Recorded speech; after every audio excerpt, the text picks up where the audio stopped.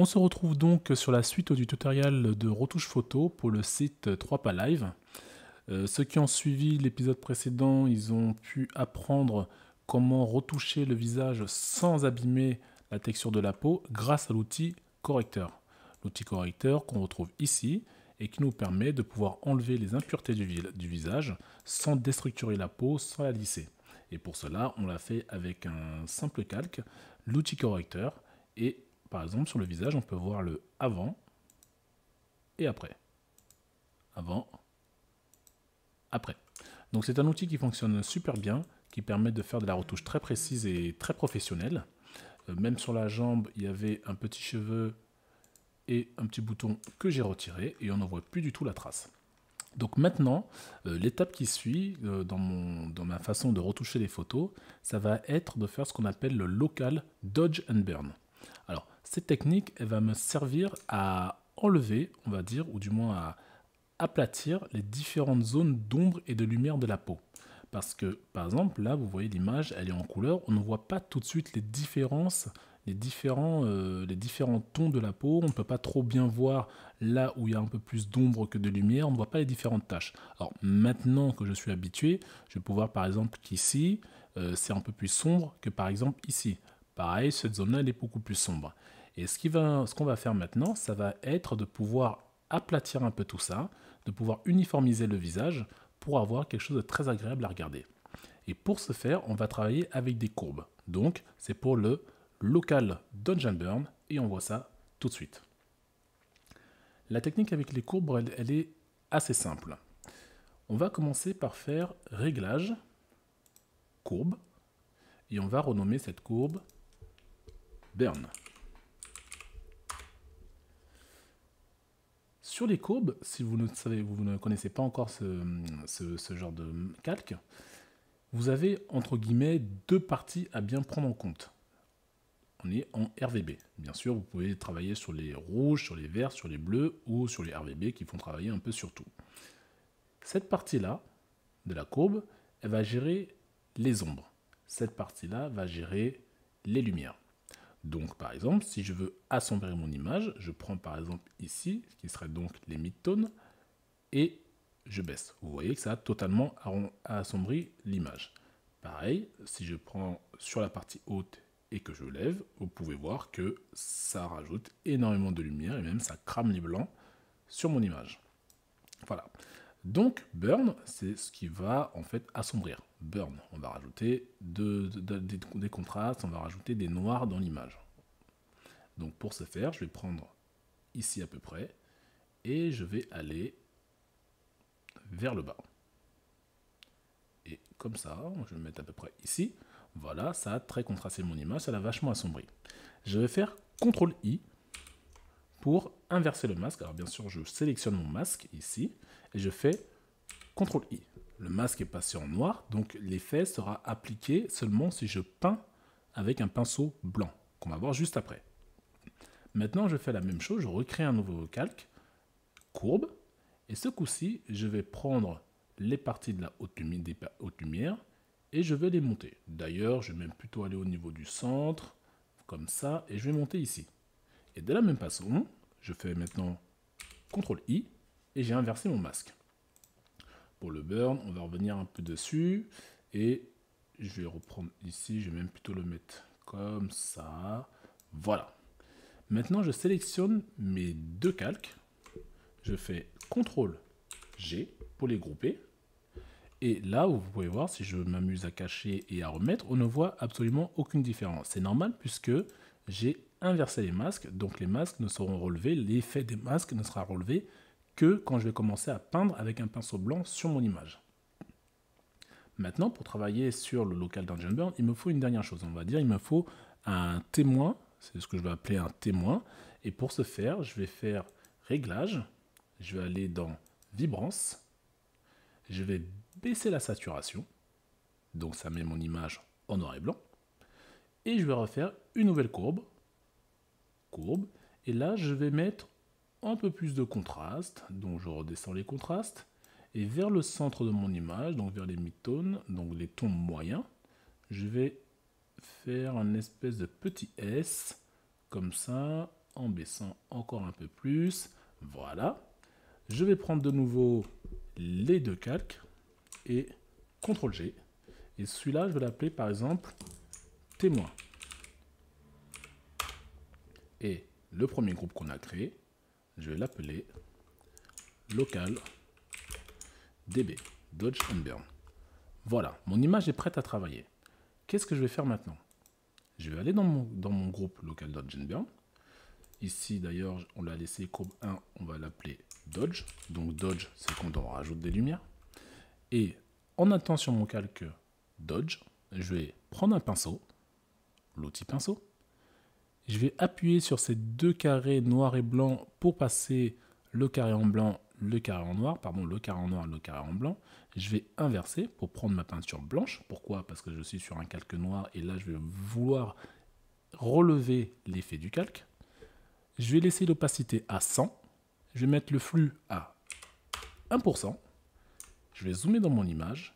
Et là maintenant ce que je vais faire, donc avec mon pinceau, donc je fais attention à bien sélectionner mon masque, ne pas être là, parce que là en fait c'est quand on va faire les réglages de la courbe.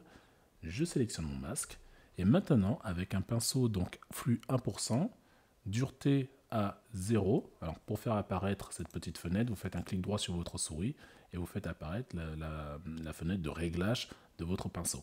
Alors bien sûr, je vais sur un pinceau complètement arrière flou, je mets la dureté à 0, et l'épaisseur, ça dépendra de la zone que je vais peindre. Et maintenant que j'ai ça, je vais par exemple baisser largement ma zone de peinture et je vais peindre par exemple sur cette tache noire que vous voyez ici. Alors je peins très doucement, de toute façon le flux est à 1%. Pareil ici, je peins en fait sur les zones que je trouve trop sombres et qui n'ont pas à être aussi grandes, aussi sombres, compte tenu dans la zone dans laquelle elles se trouvent. Par exemple ici, vous voyez qu'elle est dans une zone de lumière, donc le flash il a tapé ici au niveau du front et pourtant il y a des zones noires qui vont dessus. Donc ces zones noires là, je vais les repeindre pour estomper, atténuer la zone sombre, pour la faire matcher un peu mieux avec la zone claire dans laquelle elle se trouve. Voilà, comme ça. Voilà. Ici aussi. Là au niveau du cuir chevelu, sur la base du cuir chevelu, on a souvent également des zones un peu plus sombres et un peu plus claires. Donc en fait, on va faire matcher le tout. Voilà. Ici, vous voyez par exemple qu'il y a une zone qui est plus claire que là autour. Donc, je vais aller cousser sur mon calque Burn. Je vais le prendre et je vais peindre un peu sur la zone qui est trop blanche à mon goût. Et vous voyez, ça va rajouter des ombres sur cette zone-là. Et du coup, on va avoir une meilleure transition, une transition plus logique entre les zones d'ombre et les zones de lumière de la peau. Et en fait, là, on touche vraiment, on va dire, aux zones d'ombre et de lumière de la peau, aux différences de texture, de couleur de la peau. Et une fois que j'ai fait ça, je vais repeindre un peu le tout pour permettre en fait une transition un peu plus douce. Là, pareil, c'était un peu trop sombre à mon goût. Alors, il ne faut pas hésiter à changer la taille de votre pinceau. Vous devez toujours changer la taille de votre pinceau suivant les endroits sur lesquels vous allez peindre. Ici, pareil, au niveau du nez, entre les deux sourcils, hop, je peins un peu. Voilà, là de la même façon. Et j'insiste un peu plus, tant que je n'ai pas encore vraiment l'effet que je veux. Voilà, là on peut remarquer que c'est un peu plus sombre, un peu plus clair, pardon, qu'à côté. Donc hop, je mets un petit coup. En ayant sélectionné mon calque Burn, je mets un petit coup. Voilà. Et je passe au reste. Là, les yeux. Donc n'oubliez pas, Burn, ça va éclaircir, Dodge, ça va assombrir. Et d'une façon générale, dès qu'on parlera de Dodge and Burn, il faut toujours garder cette logique-là. Dodge, ça éclaircit, on joue sur les hautes lumières, et Burn, ça assombrit parce qu'on joue sur les ombres. Là, au niveau de la joue, je gère un peu mieux la transition également. Je passe ici, sur le côté du nez. La bouche, vous voyez que là, c'est assez sombre. Hop, je passe un petit coup, j'éclaircis un peu le tout pour faciliter la transition. J'aime pas trop les taches noires qu'il y a ici, donc je passe également dessus. Alors, il faut faire très attention avec cette technique. Alors, cette technique, elle est très puissante, hein. Ça va nous permettre de totalement retoucher la peau pour avoir une peau qui est vraiment nickel. Vous pouvez aller très très loin si vous faites de la retouche de magazine poussée. Vous pouvez aller très très loin sur cette technique, passer énormément de temps. Vous pouvez zoomer dans votre image excessivement pour travailler de façon très précise sur les différents pores, sur les différentes aspérités pour les rendre plus clairs, plus sombres suivant votre projet. C'est vraiment une technique qui est très très puissante, le Local Dungeon Burn. Et c'est quelque chose, dès que vous faites de la photo de portrait ou même des photos en général, hein, que vous travaillez sur la peau, même sur des véhicules, ça peut également se faire. Vous devez maîtriser cette technique et bien comprendre comment elle fonctionne. Le côté des yeux, de la même façon, je le fais. La base de l'œil. L'intérieur, je vais un tout petit peu vers l'intérieur, mais je n'insiste pas trop parce que plus tard, il y aura d'autres outils pour mieux travailler les yeux. Là, il y a une petite hop sur le côté du nez. Je passe un petit coup. Là aussi. Je repasse là. Maintenant que j'ai bien zoomé, je vois un peu plus avec un peu plus de précision. Maintenant, sur une photo comme celle-là, j'ai pas besoin de zoomer excessivement. Hein. C'est pas la peine que j'entre dans les détails à fond parce que c'est pas le but de cette photo-là. On n'est pas sur de la photo de beauté, on n'est pas sur la photo maquillage qui nécessite d'avoir vraiment quelque chose de très précis, très poussé. Là, on reste sur de la photo presque Instagram, donc c'est pas trop gênant. Hein. Surtout que quand on connaît la qualité de compression d'Instagram, bon, ça sert à rien de passer 2 heures à retoucher, à faire du local dungeon burn, si c'est juste une photo qui est destinée à être mise sur Instagram. Voilà, vous voyez un peu la logique. Là, au niveau du menton, pareil, j'enlève un peu ici. Alors, on peut se dire au début qu'on ne voit pas trop la différence. Hein. C'est vrai que quand on n'a pas vraiment encore l'œil habitué, on ne voit pas là tout de suite la différence. Il faut vraiment l'œil averti pour tout de suite voir la différence de ce qu'on fait. Mais je vais vous montrer tout de suite la différence. Et vous allez voir, c'est assez impressionnant. Je finis juste là au niveau du nez. Ça me plaît pas des masses ici. Donc j'éclaircis un peu. Alors il faut travailler sur le dodge et sur le burn. Il faut travailler sur les deux. Là c'est vrai que vu la photo, vous me voyez uniquement travailler avec ma courbe dodge. Mais en vérité, il faut savoir jongler avec les deux pour assombrir comme on peut éclaircir. D'ailleurs tout à l'heure c'est ce que j'ai fait. J'ai un peu assombri certaines zones. Il ne faut pas hésiter. D'ailleurs ici là c'est un peu trop. Voilà, donc j'assombris un tout petit peu. Je reprends ma courbe burn et là, en mettant un plus gros pinceau, je vais peindre de façon un peu plus généralisée. Voilà. Donc ici, là, vous pouvez voir également que ça me plaît pas des masses ici, là. Elle a une espèce de rectus qui s'est fait avec son ombre. Je passe un tout petit peu. Et là, vu que c'est un peu blanc ici, je vais passer un coup de burn pour assombrir un peu ça, voilà, et faire que ça matche un peu plus avec le reste. Donc du coup, je n'hésite pas à passer un peu sur la joue ici pour que la transition de lumière soit un peu plus logique, vu l'image et vu la source de la lumière. Voilà.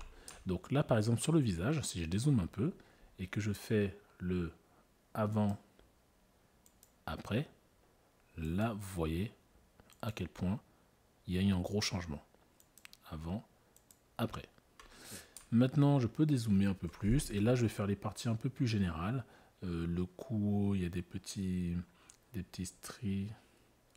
Hop, je passe un tout petit peu. Voilà. Je fais disparaître ça assez rapidement, assez simplement. Sur les jambes, là, heureusement, il n'y a pas grand-chose. Juste ici, un peu, là. Là également. Ok, là aussi. Voilà. Hop, hop. C'est assez rapide.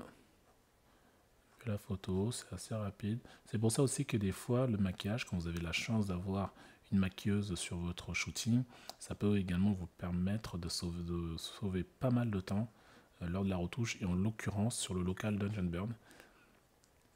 Parce que sur des modèles qui sont parfaitement maquillés, quand il y a des maquilleuses pros de studio qui sont habituées à ça, elles vont maquiller pour que vraiment cacher un peu toutes les différentes couleurs de la peau, pour que tout soit un peu plus uniformisé. Et c'est autant de temps que vous allez gagner à la post-prod. Bon, après, vu qu'on n'a pas toujours des maquilleuses sur son plateau, du coup, il faut mieux maîtriser ça, et des fois même avec une maquilleuse, hein, suivant le modèle la peau du modèle, il peut y avoir tout de même des travaux de retouche à faire, comme on est en train de faire. Donc voilà, hop, vous voyez, ça a été fait. On a quasiment fini. Je passe ici. Comme je disais, vous n'hésitez pas à changer la couleur, la taille de votre pinceau. Hop là.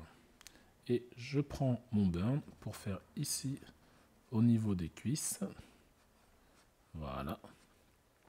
Et je pense qu'on est pas mal. Je dézoome, je prends un plus gros pinceau pour faire un peu général. Et je me suis trompé. Donc je fais CTRL Z, CTRL Z. Je prends mon calque de burn. Je prends un plus gros pinceau. Je passe un coup. Pardon, c'est mon calque de Dodge que j'ai pris. Donc j'éclaircis un peu. Je prends le calque de burn. Je repasse un peu ici sur les ombres. Alors il ne s'agit pas, faut faire attention, là on n'est pas en train de travailler sur le Dodge and Burn tout court, hein, sur le contouring, on est en train de travailler sur le local Dodge and Burn. Donc c'est vraiment normalement quelque chose qui se fait tout de même assez zoomé, et on travaille vraiment sur les pores de la peau, sur les petites nuances, les petites taches, tout ça. Voilà, c'est ça le local Dodge and Burn. Hein. Faut pas trop dézoomer et travailler dans son entièreté, à part si vous maîtrisez très bien l'outil. Mais bon, je vous déconseille pour le local.